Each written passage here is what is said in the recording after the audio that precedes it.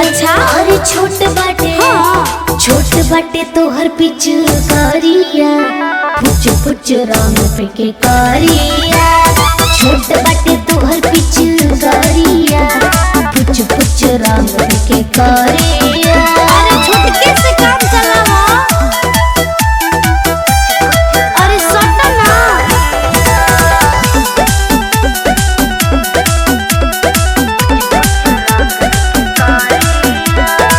होली होए भौजी सामत जराई आज पिचुकारी के भगिया जगाई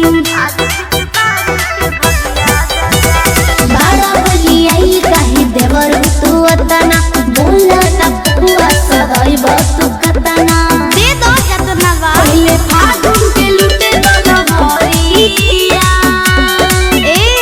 छोट बाटे अरे छोट बाटे तोहर पिचकारिया पुच पुच रंग पे के कारिया छोट बाटे तोहर पिचकारिया पुच पुच रंग पे के कारिया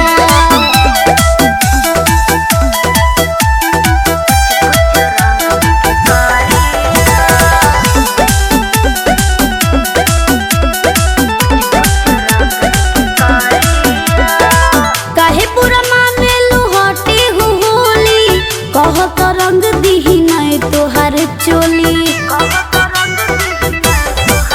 सुना वैदिक पूरे लहुरा देवरवा बीके से अवतार छोड़ी के बहरवा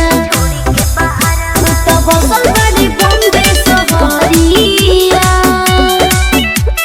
छोट बटे और छोट बटे तोहर पिचकारिया पुच पुच रंग पे के कारिया छोट बटे तोहर पिचकारिया